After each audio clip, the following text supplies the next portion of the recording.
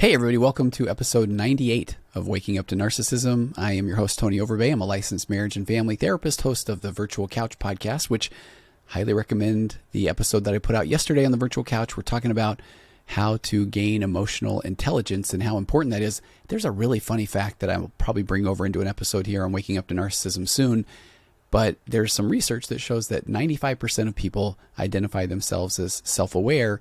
But this particular social psychologist did, I think, a 5-year research project and discovered that according to their metrics, only 10 to 15% of people are actually self-aware. Again, 95% of people say, I'm totally self-aware, except for when they're not.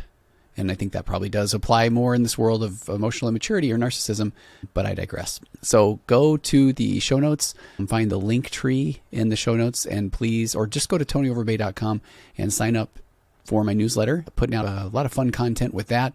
And you can also find out more about upcoming courses and programs. And my magnetic marriage course is about to relaunch, and I'm really excited about that. There's so much there. And I know I've said that on the Waking Up to Narcissism podcast. You might be in a challenging relationship, and I'm not just trying to make a sales pitch, but I still go to the place where we don't know what we don't know. And so many people don't even know what even a healthy relationship is supposed to look like. So I think there's a lot of value there in this course, because I try to take it from of course we don't know what we don't know. Let me help even show you what a healthy relationship would look like. And I'm going to should on you, should look like. And I want your feedback. Please continue to send in emails. I get a lot of emails from this podcast in particular, and I just so appreciate them, because I think they're coming from people that want to be heard and they want to be seen. And I do hear you, and I see you, and I read everything that is sent in. And I really appreciate it. So today's guest is a gentleman named Ryan Anderson, and he has a lot of letters behind his name, very impressive ones too. He has a PhD. He is also a LMFT like myself, and he has a Med FT, which I don't know that one. And he's director at Telos Neuro Health and the executive director at Telos Discovery Space Center. And the Space Center thing sounds amazing already. But I've been all over the Telos website, and it's very impressive, and I'll put the link to that in the show notes as well. So Ryan has a bachelor's degree in marriage, family, and human development from Brigham Young University, and he got his PhD in medical family therapy, which was something we talk about in the interview. I wasn't even familiar that was a degree from East Carolina University. He has 10 publications, including 2 books, and today we're going to talk about one of those books, and it's a very important book called The Choice to Leave Abuse.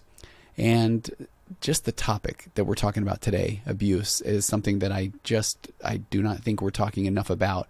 There are so many parts of this interview that I want to just make clips and just put out there on their own.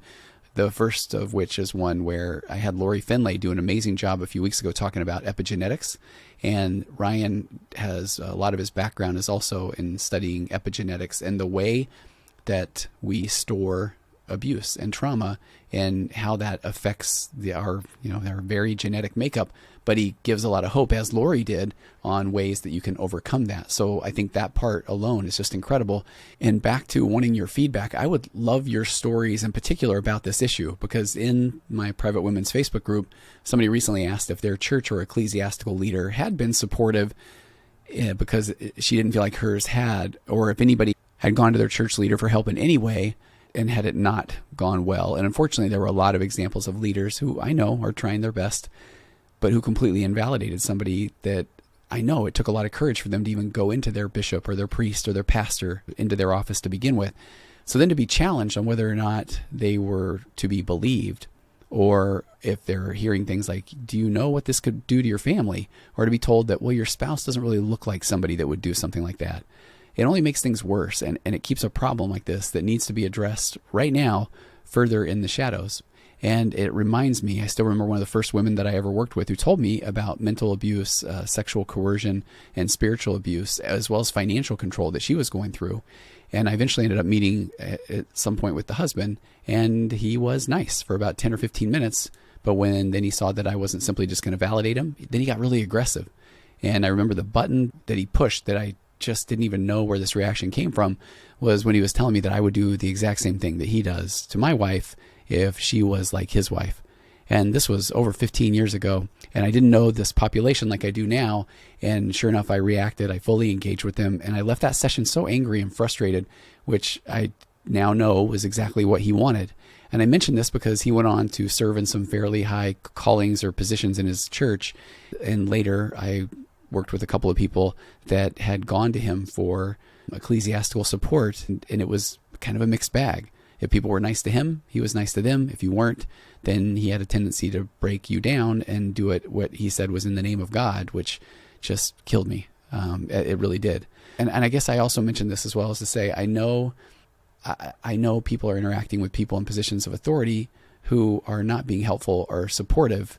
And so if that is you, I can imagine that maybe you don't feel like there's anywhere you can go and that there isn't anyone you can talk to. And so I want you to really hear this interview with Ryan and I today, because we talk about that a lot.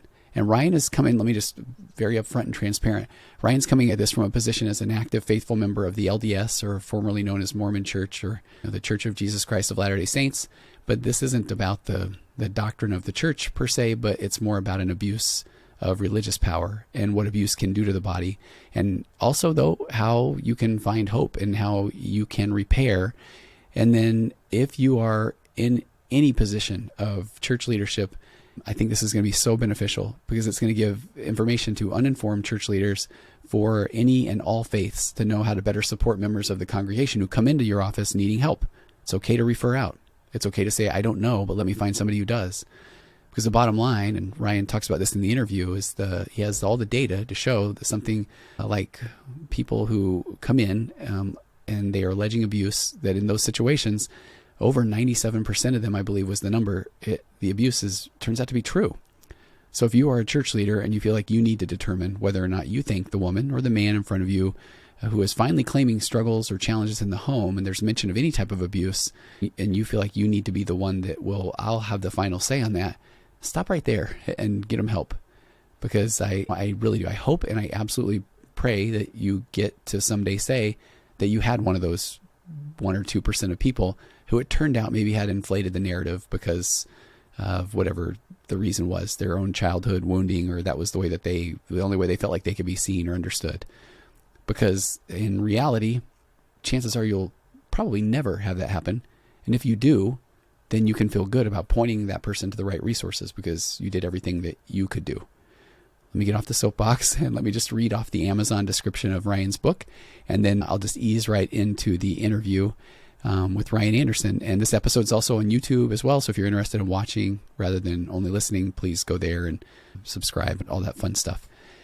So from the description off of Amazon, it says, God strongly condemns any form of abuse. In recent years, the struggles of Latter-day Saints in abusive relationships have made national headlines. The media attention has highlighted a deeply unfortunate perception. Many Latter-day Saints fear that by choosing to leave an abusive relationship, they're at risk of breaking their covenants with God. Mental health professionals and law enforcement officers who work with Latter-day Saint populations attest to the number of people who continue to be hurt, humiliated, and even killed because they believe it is their righteous obligation to endure abuse to the end. This damaging misperception and the traditions that have helped create and maintain it must be corrected.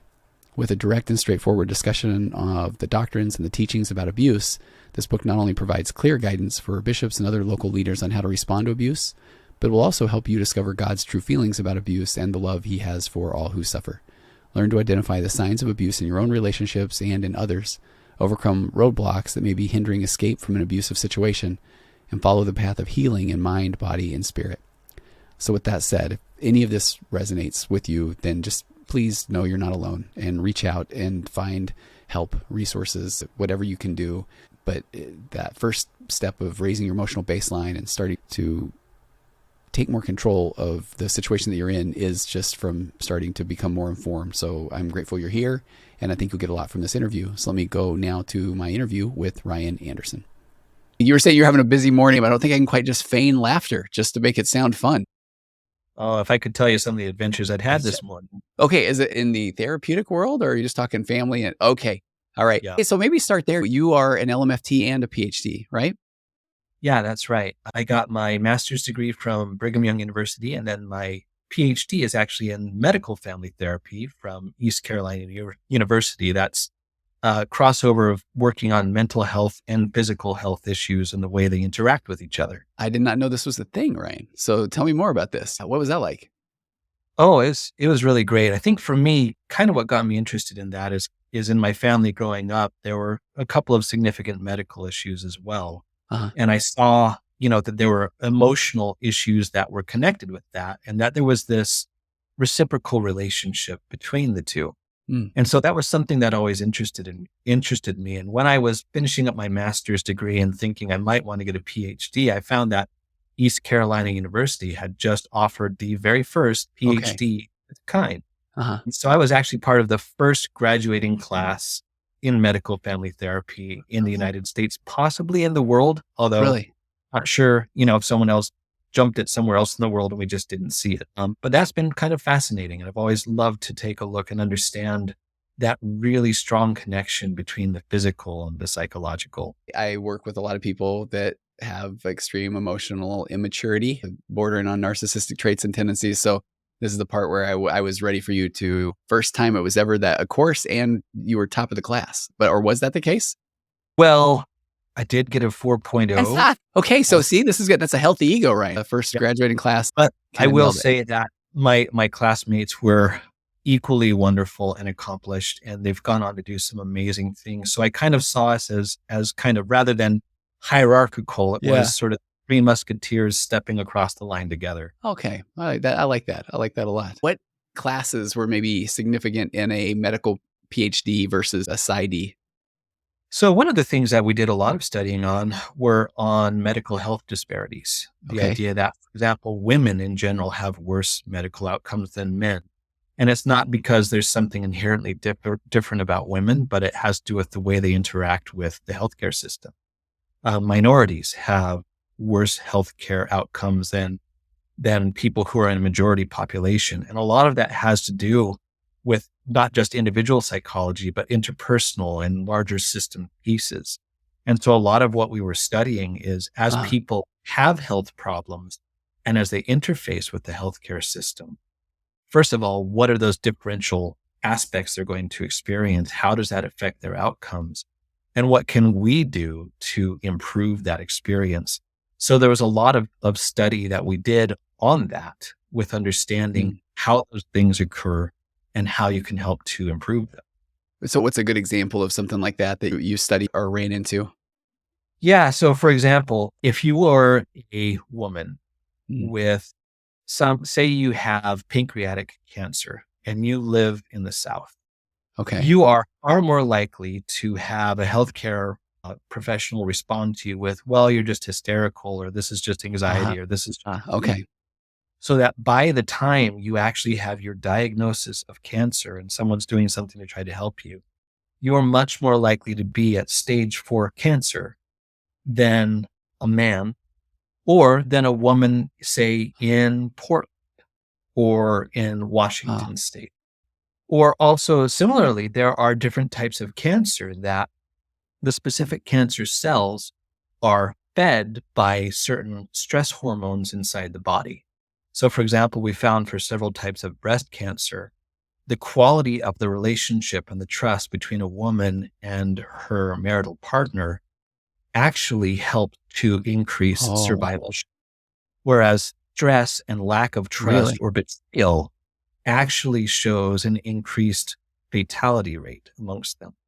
And so there are all these pieces where you see that there's so many ways that relationships and emotions are connected to actual health outcomes.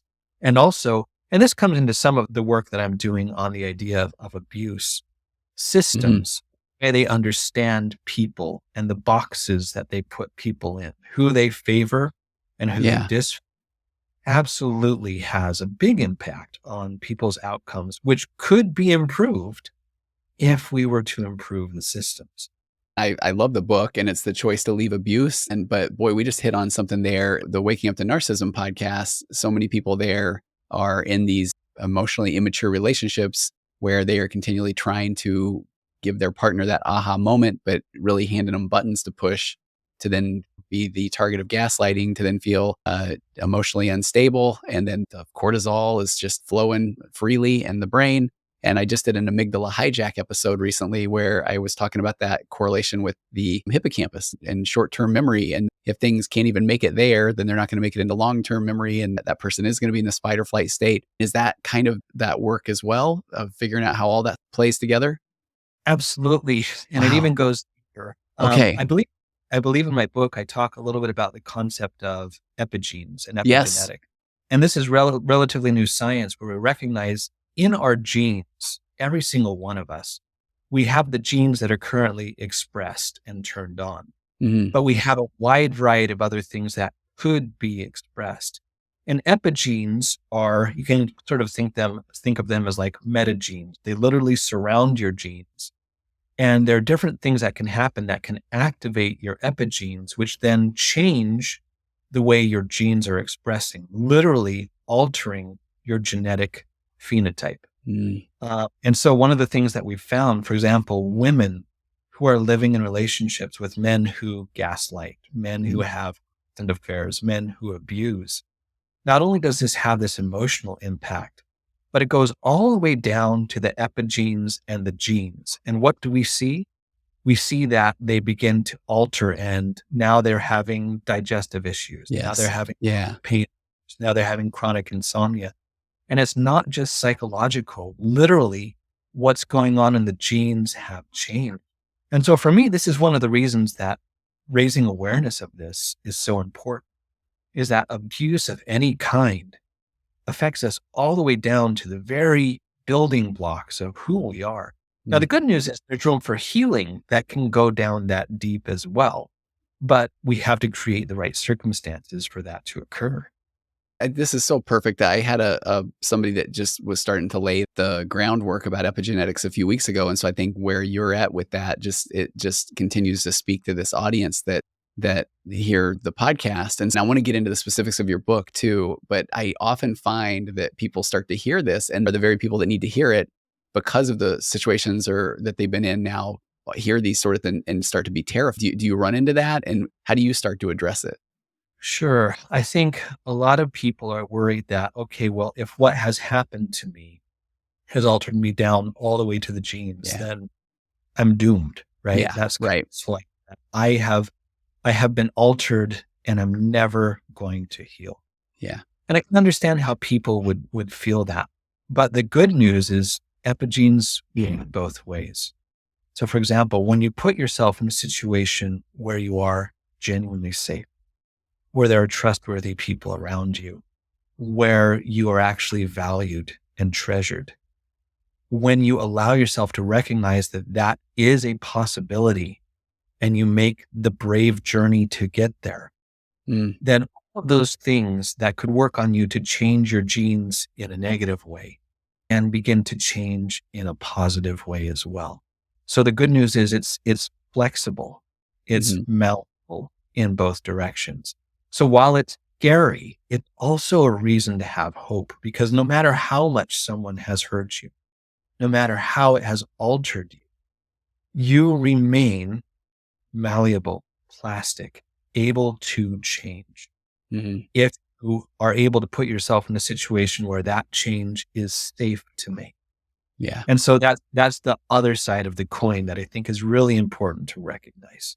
I love that too. And forgive me for a trope I enjoy saying on my podcast, but we go from we didn't know what we didn't know to now we know, but we don't do a lot about it. And I think that's a really scary place to be, but it's part of the process. Then we go to we do more than we don't. And then eventually we become. So that's where I like to say anybody that is hearing Ryan and I right now is on that path of healing, even if that feels overwhelming. So I love that anything that you're saying right now and somebody's hearing it and it does feel scary, and that you are a literal expert in this field that says, all right, that things can change, that neuroplasticity is real. Well, and I love what you're saying and I want to fully endorse it, saying, in fact, by allowing it to be a little bit at a time, that's how to open up the possibility of change. Oftentimes where we get stuck is when we think we've got to hit that final mark first. Yeah. And then all we experience is despair and disappointment. And we conclude, well, there was no healing for me. Instead of, you know what, I'm trying to go from completely miserable to only sort of almost completely miserable. And then Yes. forward from there. Yeah. And okay, now you're validating me, which I will now validate you, and I appreciate it. But I kind of make this joke, Ryan, that's not a very sexy sales pitch. So it doesn't sell courses or books. I almost feel like, okay, am I the only one saying, yeah, it's going to take a little while or quite a while, but welcome to the path and you are where you need to be. And when people say, how long is it going to take? As long as it takes. And where should I be right now? Right where you are and all those sort of things. But it makes sense though, because it is going to take that long. Everything else is artificial, Yeah. right? Yeah. Everything else is selling somebody something that is illusory at best. Mhm. And especially I think it's important to recognize healing is also not entirely linear, right? Okay. You're going to Talk walk about that. forward, Yeah. you're going to be feeling a whole lot better, and then you're going to run into something that catches you off guard. And you're going to feel like you lost so much ground. And you're going to say, oh no, does this mean that all of my growth was false? That none of this matters? The interesting thing is that trauma bakes at multiple speeds. Ooh, tell me, I And like this. Okay. it gets buried on different levels. Mm. And, some trauma can only kind of surface and show itself once you've been safe enough and you've healed Okay. enough, where it goes, okay, here's this other thing. How about that? Since we've gotten some progress on these other things. And so there's this recognition of, okay, as I'm healing, I'm going to hit things that feel like they pushed me back, or I didn't think that was going to bother me, or it didn't bother me before, but it does now. Yeah. That's just this natural process of your body saying, the only reason I'm letting you feel this pain now, instead of completely numbing it out, is because I now believe there's a possibility of it healing. Okay. I like that. And so you've come far enough that I can now bring this piece up, some trust that this isn't going to kill us. Yeah. This is actually going to be progressive. And so it's kind of that sign, like, when you have had severe burns and your nerves are all gone. And then as you start to heal, suddenly, oh, I can start to hurt here now, or feel sore there now, or all those kinds of things. It's the same process. So it doesn't mean that you're losing ground. It means that your body is able to recognize, I can now go there and still maintain integrity and hope. And this is a path forward. In fact, if anything, it's a good sign. Yeah. I love that. I do. Makes me think of a pretty pedestrian example, but I worked with recently where somebody just said, the only thing I want to do is be an artist. And if I only had all the tools to create art, and then I would be happy. And the people in their circle were trying to tell them, well, but don't you want to do this instead, or this or this? So finally, everybody, it seems like, was on board. Okay, we're going to support this person. And then once they had the freedom to do that, then they got to that point and realized, this isn't really what I want to do. But they could never get there until they'd had that freedom to then finally just be. So I like what you're saying about it's going to be a good thing to, it's hard to sell that part too, right? I guess that is, just wait. It might even get more interesting. I guess that's a positive spin. Yeah. Yeah. The one thing we always recognize is, look, when people are struggling emotionally, what you notice is they tend to clamp down, and that their range of emotion gets really small. Maybe they're depressed all the time, but they're kind of the same depressed all the time. Yeah. Maybe they're anxious all the time, right? Yeah. And so what's happened is the range has shrunk. Healing is your range growing and being able to experience a whole range of emotions and to go, yes. For me to feel what I'm feeling, I can manage this. I can manage feeling really high. I can manage feeling really happy. I can manage feeling hopeful. I don't have to shut that down out of fear of disappointment. I can feel really lousy. I can feel really crappy. I can survive that. I can deal with that. I know that's going to end. And so that's how you know your mental health is improving, is because your range expands. I love that. I had someone that not long ago, they found themselves in a position where they wanted to have the dance parties with their kids that they hadn't felt in a long time. So that was an amazing thing. But then what it also then led to was there were some lower lows. And so then we would have these, I thought these these good discussions about, are the high highs worth experiencing the lows? And then the person, once they really had the right tools, was able to then even work through the lows and see some growth there. So I really like that. But let's talk about your book, because I feel like I could just talk to you in general for a long time. I know, right? Well, if you're okay, let me read the publisher description, and I would love for you to then go wherever you want to go, because I think we've set a nice base to work from. So it says, God strongly condemns any form of abuse And in recent years, the struggles of Latter-day Saints in abusive relationships has made national headlines.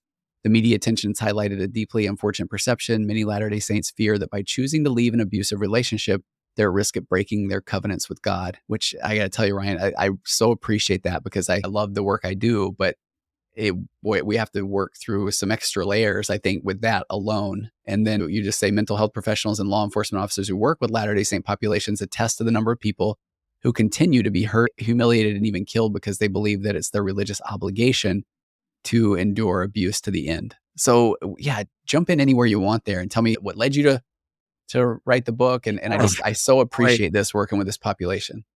For me, what led me to this book was a combination of professional experiences, but also personal experiences with people that I deeply care about, and seeing them feel exactly what was just described. The idea that, look, I made covenants.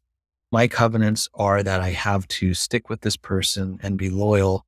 And they, so many of them had, and I want to be clear about this when I say this, nothing I'm saying is intended to be critical of the church, but it's a recognition that people within the church are people and subject to all the same misunderstandings, all the same prejudices, all the same human factors that any other human being is. Yeah. So there were a lot of people who came from this and even had, unfortunately, bishops or leaf-sided presidents, stake presidents tell them, yes, this is the case. Your job is to be with this person, stick with this person, let them do what they're doing, and almost kind of asking them to be like a faux savior for this person. Yeah. It's like their lot in life. This is your challenge, right? Yeah. Yep. Your job is to be crucified for their sins. And you doing any less is you breaking their covenants. I've had people say, if you take the kids and walk away, then your sealing with the children is broken and they remain sealed abuser, like all of these things. And if you happen to be LDS, if you believe this, if these are the most important beliefs you have in your life, there's no way you're going to be willing to do anything to change that situation, no matter how much damage it's doing to you or to your children or whatever it may be. And the interesting thing is when you dig into this, you'll find that these kinds of stories and these kinds of narratives have existed among Latter-day Saints for many generations. But when you really dig into what is the actual doctrine, you realize none of this there. Even though they'll bring up this quote from this person or that scripture from that person to support this idea. When you dig into it, none of it's there. And then for me, kind of the biggest impact was as President Nelson first became president of the church. It was so interesting to me. I said, okay, if you want to see the Lord's priority, let's take a look and see what is the very first official act that President Nelson takes. And what was it? The very first thing he did was he altered the church's approach and policies and protections specifically around abuse. Specific new policy written and published. There were releases made. And at the core of it was no one is expected to endure abuse. Yeah. We should not protect people who abuse, nor should we ever tell someone who's being abused that they have to stay in an abusive relationship. That was the very first thing. And for me, that was kind of when I was looking at both what was going on in my personal life and what was going on professionally. When I saw that, I found myself having these conversations with people over and over again. And I said, someone just needs to bring all of this together in one place. Gotcha. And, I was like, oh, I guess I'm someone. Guess I could do this. And so I really didn't want to write another book. Like I knew how much work it was to write a book, but I felt the draw that these ideas needed to all exist in one place at one time. And so that's what led to me deciding, okay, I'm actually going to write this. Yeah. Ryan, what do you think and I so appreciate that too. Again, working with this population a lot myself, what do you feel like is your opinion on the origin story or the genesis of why it's so common then, especially with LDS women? Oh boy, that is a loaded question. Yeah. okay, I'm going to say some things. Again, I'm going to reiterate, none of this is intended to be critical of the church. I think one of the things I've learned, I'm going to speak from the spiritual side of things for a moment here. Okay. Anything that is sacred, like my learning through life has led me to believe that anything that is sacred and good, that Satan will try to create a counterfeit of. So that people who value that good thing have a decoy that can potentially lure them away. In our church, we value things like obedience and sacrifice. We go on 18 to 2-year missions where we're expected to give up a lot of things and frankly, put up with a lot of garbage. Doors slammed in your face. I had kids throw rocks at me. I had all kinds of nasty things happen to me. But I was willing to do it because it was part of my commitment to the Savior, part of my commitment to the covenants that I made.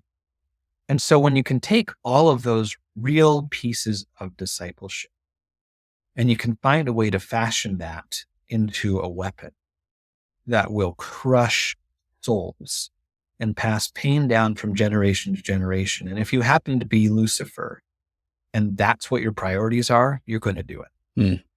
And so at some point in time, and I think this happened, probably very early on. Honestly, some of this was probably even carried even from before the church was founded. Cultures that people had, things that devalued women, things that saw them less than men, a culture of corporeal punishment. All of these things have multiple streams that were able to feed it. And as people came into the church, they don't just suddenly shed all of those things that come with them, right? Yeah. And this worked its way in. And so especially as you think about a church history where we talk about the sanctity of marriage and marriage suppose needs to last forever. And also, I'm going to say something that might sound a little controversial.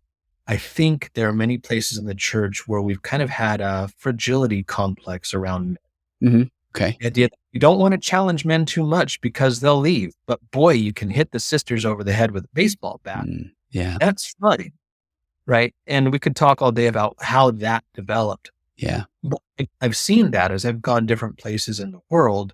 There's been that kind of attitude of, don't push the men too hard, but definitely push the women as far as they'll go. So I think there are a lot of things that kind of came together.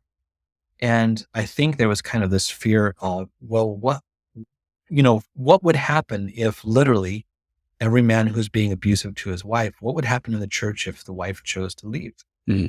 How many divorces would happen? What does that do to, especially when you think about old policies, it used to be that for the first year after a divorce, you lost your temple. It used to be that if you were divorced, there were callings you could never have. And so there's this idea that, boy, if this were to happen, it feels like it would kind of be apocalyptic. And one of the things we've learned is a lot of those old policies have changed, right? And I think there's a lot of reasons why they have changed. But there's this idea of like, who are we really serving when we cover up a person's abuse towards another person? Are we solving anything? And I was going to say, and absolutely not. And I appreciate your take on that too. And I've done a couple of leading saints podcasts about emotional immaturity and narcissism in church leadership, and with not trying to poke the bear, so to speak, but just kind of bringing awareness around what that can look like, especially emotionally immature behaviors and leadership, because it really can be very impulsive and it can be controlling. And then I often, right. And I find that a lot of the men I work with, because I also work with a lot of people that are struggling with turning to unhealthy coping mechanisms and addiction. And I think when there's hey, here's a right way, then it's assumed that then everything else is the wrong way. So then if somebody is just being human or being and doing, and they feel like, well, I'm doing the wrong thing, it's almost like they have to then go bigger on the things they feel like they can control. And often, unfortunately, I see that can end up looking like control over wife and kids. And then, that's really difficult though. And I appreciate that you bring that up. One of the things I speak about fairly extensively in the book is the idea of spiritual abuse, right? We learn about sexual, emotional, but there's this idea that, again, Satan tries to take anything good and use it and as a weapon. And, especially when you read Doctrine and Covenants, section 121, there's some very clear doctrinal wording in there about it is in the nature of what we've learned through sad experience, that it is the nature of most men when they receive some authority as they suppose, they immediately begin to exercise unrighteous dominion. Yeah. And what does that mean, right? That can be things like, I've had, and again, never intending to be critical of the church, but understanding human nature. I've had bishops come and tell people, look, you have to accept this job and turn this job down. That's not within a bishop's stewardship. Oh, I'm glad you're saying that. Yeah. I've seen some people make some, and again, I go with my first pillar of a connected conversation is assuming good intentions of what somebody's doing, or there's a reason why. And part of that reason could be because if they lacked any control in their life, or they have this opportunity for the first time to be in this position of power and get the validation. I was in a bishopric once, and the bishop joked about all of his jokes were a bit funnier when he was in that position. And right. And everybody would smile at him. And I think that really can get to someone. That can be difficult. Yeah, actually, it's interesting. I remember Elder Uchtdorf told a story about that. I can't remember who he said told him this, but it's relatively early in his time as an apostle, where he was told, there's a lot of people who are going to say a lot of wonderful things to you. Yeah. Don't let it go to your head. But there's a seductive aspect of that. Right? That maybe it's about me, but your church calling is never about you.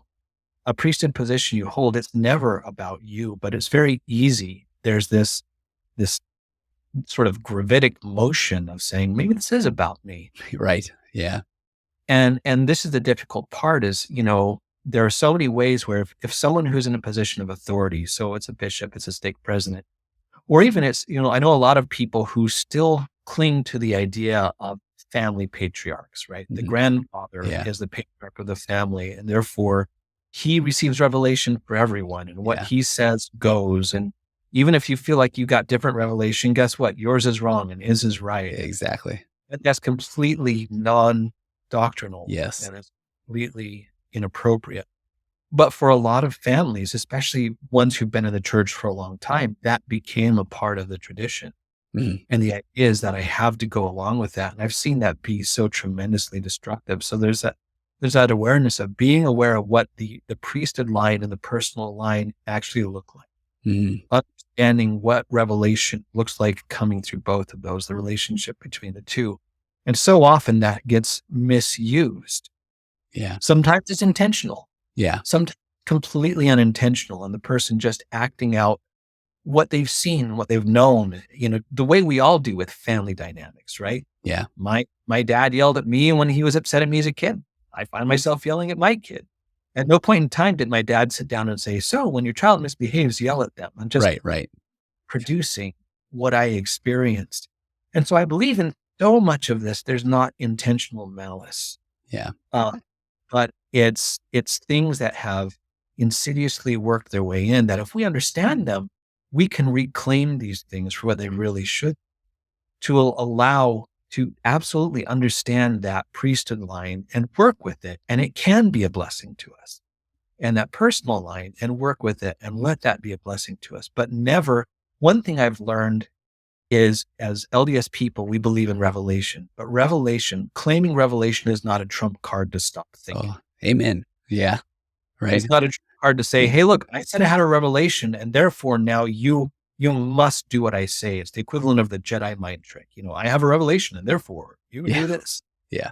That's not how that works. If they had a revelation that impacts you, have a right to receive that same revelation. And at no point in time does someone's claim of revelation obligate you to act in a certain way. Yeah. Even coming down from the general authorities, they themselves will say, here's the revelation. Please seek your own confirmation, right? Well, what I think is funny about that, and Ryan, what I appreciate about that is I've been writing a fair amount about the differentiation, even from a person in authority, a leader, because there's been a lot of that. And coming into my office, I work a lot with people working through faith journey, faith transition. And it is okay when somebody says something and then it brings up the feelings in you. They are your feelings, your opportunity to self-confront and grow. And so then I feel like everything becomes this, in essence, a muse to then help you understand, well, what does that mean to me? versus the I guess now I have to. And that's a really hard concept for people that have just, like we were saying earlier, which I appreciate, have this value of obedience, and they're a rule follower. I think I find so many people that that's how they identify themselves. And that's that's a hard population to say it's okay to really say, how do I feel about this and why? And one of the things I've learned is kind of helping people say, well, let's take a look at that value and go deeper, right? Yes. Is it just simply obedience? Is that what the actual value is? Or is it obedience to something that comes from God? Well, two very different things, aren't they? Yeah. Right? Absolutely, I would endorse saying like, hey, look, when something comes from God, obedience is clearly an important thing to value. But there are so many things that are going to portray themselves as having come from God. Or so many things where just because you've learned to obey that, and just because someone was right in giving you counsel A, doesn't mean they're right about everything. Yeah. The church does not have a doctrine of infallibility. Yeah. Yet sometimes I think we act as if it does. We don't pretend that everything any bishop has ever said, anything every prophet has ever said has always been 100% perfect. In fact, you read in the Doctrine and Covenants, how many times do you have Heavenly Father chastising Joseph Smith for messing up? It's all over the place, right? And so there's this awareness of everyone is growing. Yes. Everyone's moving, and again, we need to be careful not to steady the arc and go in and say, I know this must be a place where he's making a mistake, right? But there's this piece of saying, look, for me, if I'm having emotional reactions to things, that's okay. Yes. I can ask questions. In fact, that's how this whole thing started, with Joseph Smith asking questions. And questions are not threat. If I can be open and honest with my question, it will eventually lead me to where I need to go. It's when I shut it down, it's when I shut it off, that I'm going to get stuck. Yeah. I like that. I feel like so many people are almost asking, and I don't know if you run into this in your office, but people with the narrative of, I know I shouldn't feel this way, or I know it's probably not right for me to ask this. And I, that I think shows the depth of the wound of not feeling like it's okay to have thought and emotion. And I really believe we do a disservice of even the best of parent when a kid is trying to externalize their emotion. I feel this way. I'm angry. I'm frustrated. Even a good parent is saying, hey, it's okay. Like they didn't mean that, or it's not a big deal, or don't worry about it. And so then over time, it goes back to that. Well, then my emotions must be wrong because it seems like they aren't right. So then I will internalize those. And I really feel like that's that genesis of what's wrong with me. I am broken story. Yeah. I think there's a lot of value in that ability to say, one, your emotions are what they are. Yep. Two, emotions are also just one source of information for you. And when you learn to take them and recognize all of my emotions are real, and based on my ability to perceive, and my ability to perceive is subjective. That doesn't mean my emotions are wrong. My emotions make sense with my current level of perception. Now, my level of perception may change. My level of emotional maturity may change. I may have other experiences which add to my ability to interpret what's going on. And that's okay. I think where we run into real trouble is where we feel that we have to pretend to have an emotion. Manufacture that emotion because we tell ourselves the emotion we're having is not okay. For example, we value faith. And so I think that makes us afraid of doubt. But isn't doubt and questioning the first step towards faith and answers? Right? So doubt doesn't have to be this terrifying thing. Uncertainty doesn't have to be this terrifying thing. But unfortunately, when we talk about spiritual abuse, those are things that someone who's practicing spiritual abuse will latch on to. They will use that to generate guilt and shame and this sense of being less than.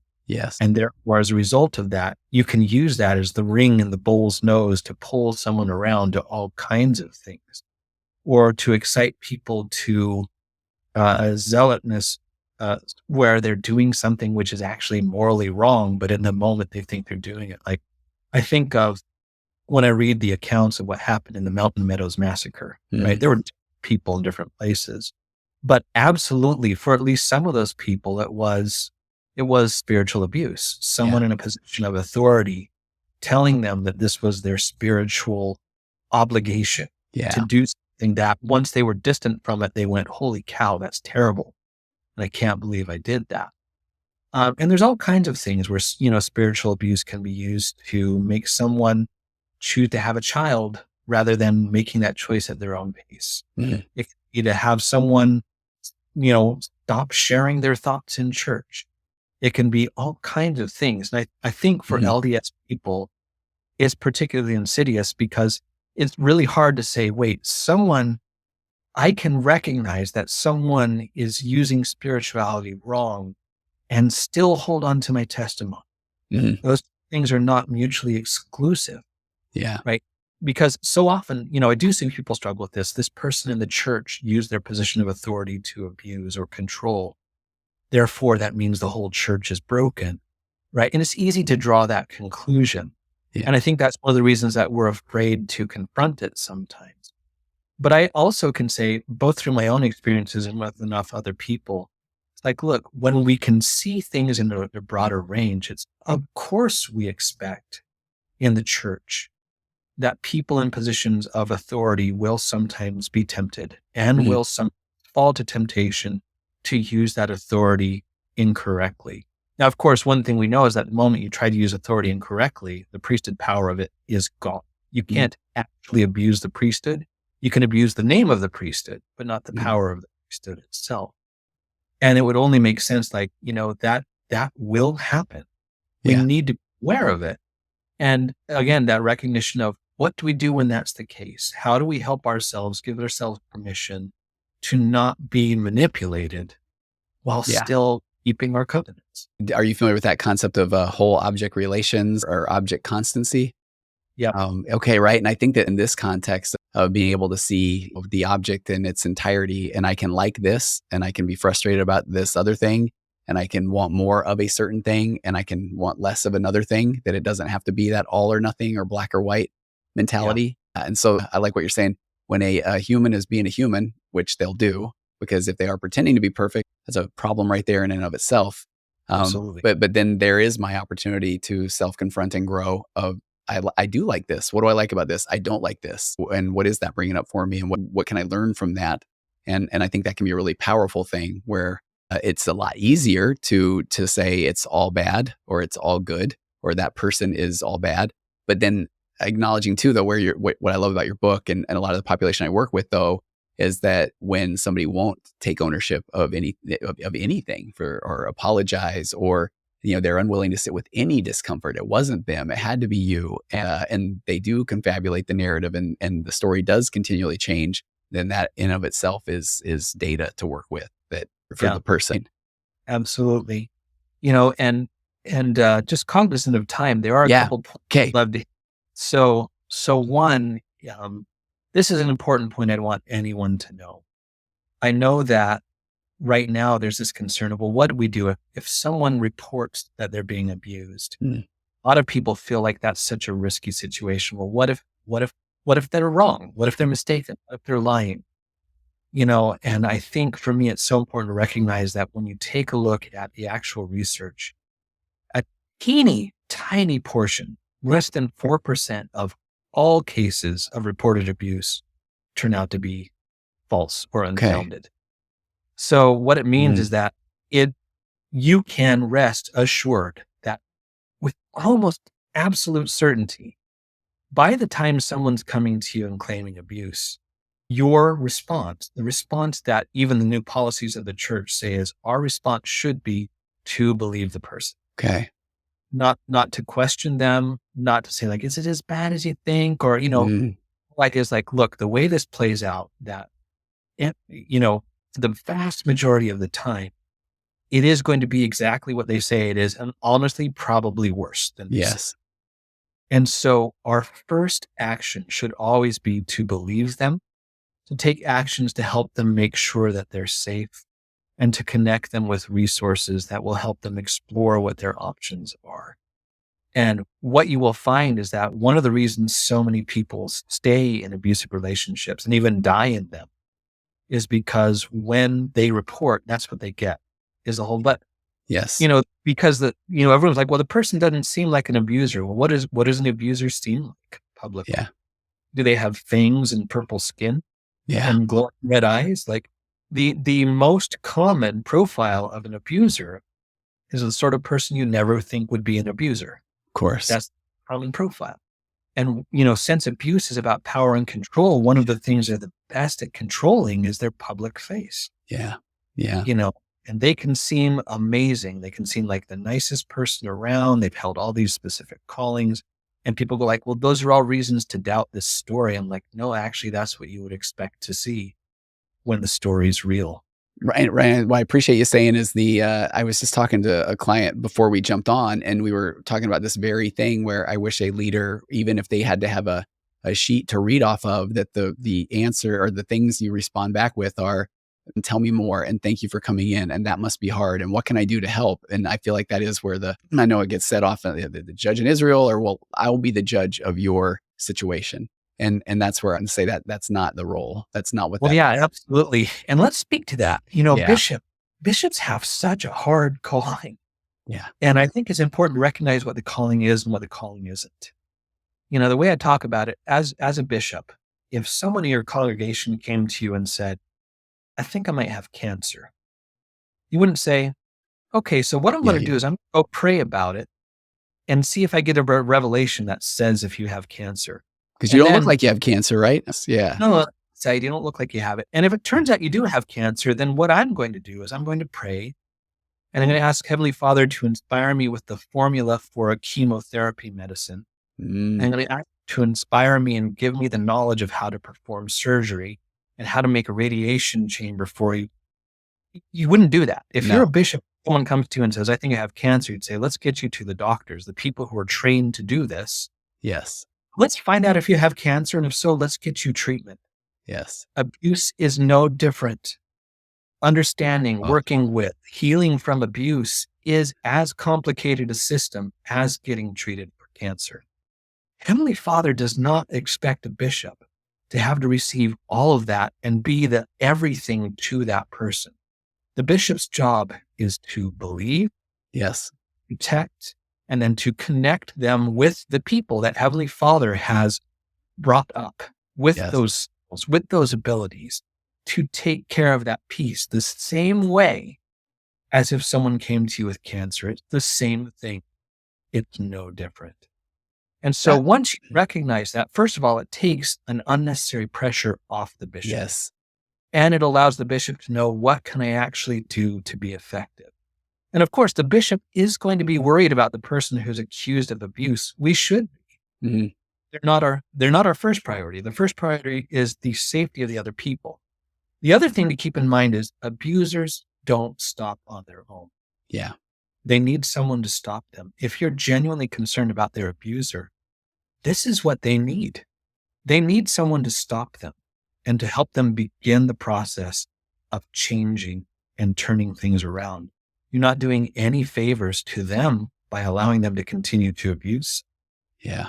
So there's this recognition of, this is literally the kindest, most loving thing I can do for this person. This isn't vengeance. This isn't punishment. It's literally helping them to change off a course that, again, what do the scriptures say about people who abuse? 'Tis better that they should have a millstone hung about their neck. Yeah. We'd rather help you not have that be the way this is handled for you. Yeah. Right? Yeah. Let's you change. Well, so that's your future. Well, and I appreciate so much that message to the bishop, to the stake president, to the leader, because I know you work with this population as well. So I get to talk to a lot of different people that are with a lot of different bishops. And you do, from our chair, you get to see somebody that says, I don't know, let me refer you out immediately. I'm not a marriage therapist or whatever that looks like, to the person that says, I'm working with a couple of situations right now where the person just, I think that's where they see this is my opportunity to have power and control. And I'm not even saying in a nefarious way where they're twirling their handlebar mustache, but it is intoxicating. And they do, I think they do want to be able to say, I was right, but that's making it about them. And I like what you're saying. It's not a them issue. They are there to provide a safety and a conduit to get real help. Yeah. And that Yeah. honestly, that anytime you're in any kind of church leadership position, that's always your first red flag to yourself. The moment you think this is about me accomplishing the thing, Yes. me being faithful. And it's usually, again, well-intentioned. This is me being faithful. This is me serving Heavenly Father. But Yeah. when you realize, wait a second, it's never about me. Yeah. It's never about me. Yeah. That's kind of the hook that Satan uses to get us to do things that we really shouldn't do. Yeah. Ryan, where can we find you? I love the book. I bought it. I want to say it's a wonderful read. It's a difficult read in the sense that I love that you hit things right out of the gate, which is really good. And I think it's absolutely something that I think this is one of those where, and I get no financial incentive, of course, from you, but I feel like this is one where it would be nice to have this on a bookshelf that you can hand to somebody. I think that's what I really appreciate about it. Yeah, I agree. For me, this is one where I'm like, I never tell people it's a good read. Right.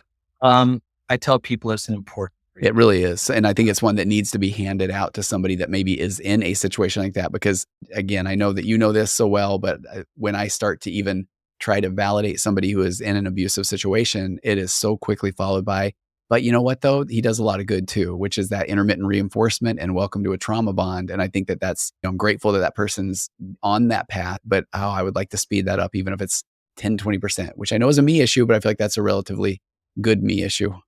Well, yeah, understandably. And I think there's that awareness of, it's kind of like, hey, it's a really great chocolate cake, except for the cow pie they put on top. Absolutely. Right. Yeah. There's this aspect of, there are certain things which are qualitative changers. Yeah. Abuse is a qualitative changer. Yeah. There is no amount of good we can do to excuse our abuse. No. The only response, the only thing that excuses abuse is repentance and change and the Savior's atonement. Yeah. That is the only that excuses it. There's no amount of penance you can pay to make it okay to keep abusing. Yeah. So, and that's kind of like maybe the last point, being kind of aware of the amount of time. I chose the title really carefully, the choice to leave abuse. Oh, okay. It is a choice that you have. No one is saying, just as a bishop should never tell someone you're in an abusive relationship, you have to stay. It's also not the bishop's choice to tell you, you have to go. Mm-hmm. And help you understand that's a choice that you can make, that it's something that's available to you, and that the church should be fully supportive of you to help you make that choice if you determine that's the choice you need to make. Yeah. Is available to you. It is a righteous choice if you choose it. There's not a certain level of abuse where the abuse has to be this bad for you to make a choice. And if it's only kind of mild to medium and not picante, you can't make that choice. No. Again, abuse is a qualitative changer. Once abuse enters a relationship, you do have the choice to leave that relationship without violating your covenants, because the abuse violated the covenant. Oh, well said. Yeah. Right? Yeah. And at any point in time, if you feel that would be better for you. Now, of course, there's what would I do if I left? There's all those scary pieces. Sure. And that's a whole other conversation. And usually what I find is there's a lot more ways to work out those scary pieces than any of us imagine. Absolutely. The whole idea is that if you are feeling like this is something you might want to have, a choice you might want to make, what I want people to know is, by the time you're wondering, absolutely it's a choice that if you were to make it, God would endorse. Absolutely. And what he asks those of us in the church and those of us who are professionals, he asks for us to help remove the obstacles that are in place for you making that choice, if you choose to make it. And I think that's a really important thing to understand. Well said. Ryan, I really appreciate your time today, and I would love to have you back on and talk about those next steps and some of that as well. I would love to do that. Okay. No, and I'll have all the links to where we can find you in the show notes. Where's a easy website for somebody that's just listening, and where can they find you? So 2 easy ways to find me. I do have a Facebook page. It's just Ways to Leave Abuse. I tend to post things there. It's also a good way to contact me. And then also, if you're looking, probably the easiest place to buy my book is on Amazon. Perfect. Okay. All right. The Choice to Leave Abuse, Ryan Anderson. Thanks so much. Thank you. Okay. We'll talk to you again soon. All right. Much appreciated. Okay.